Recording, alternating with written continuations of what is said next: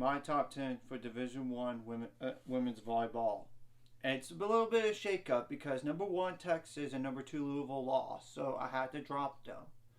And they both lost 3 sets to 2. Texas lost to Iowa State, while Nebraska lost. Louisville lost to Pitt 3 sets to 2. Nebraska's number 1 for me. San Diego's 2. Louisville 3. Texas 4.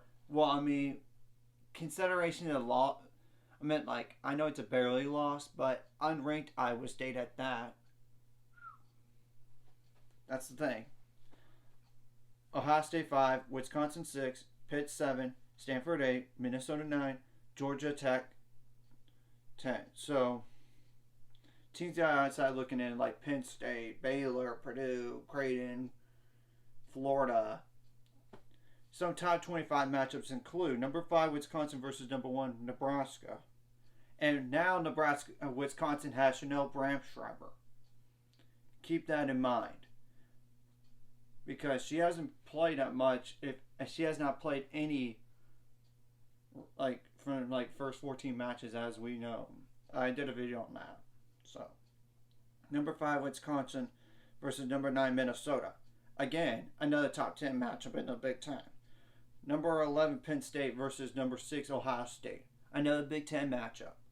Number 19 Washington versus number 8 Stanford. That's a Pac-12 matchup. That's pretty much all the main ones because there isn't really any other ranked versus ranked. I want to go over the coaches poll.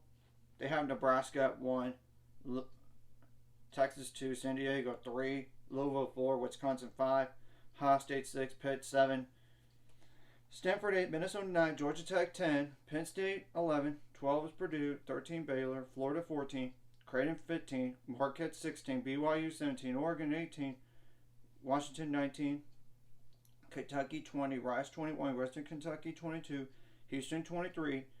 Now USC as the University of Southern California is number 24. UCF, University of Central Florida at 25. Receiving vote teams are like Pepperdine with 71.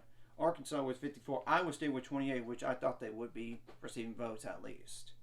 Washington State with 26. Michigan with 18. LSU with 8. Loyola Marymount with 7. Towson with 3. I want to go over the RPI because it's a month out.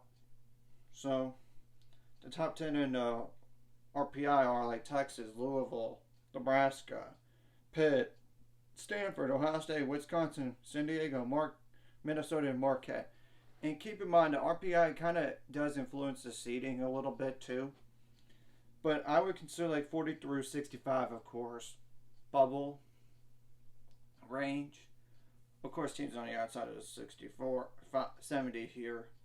Colorado State, South Dakota, Northwestern, Washington State, Miami, Florida, Kennesaw State, James Madison, Colorado, Texas A&M, Hawaii, Texas Tech, Northern Illinois, Towson, Bowling Green, Utah State, SMU, TCU, UTRGV, UCLA, San Jose State, North Carolina, Long Beach State, Tennessee, Ball State, High Point, Jacksonville State, Florida Gulf Coast, Texas State, UMBC, Colorado State, Kansas State, just to go to 70, because Illinois, I don't think they're going to be considered.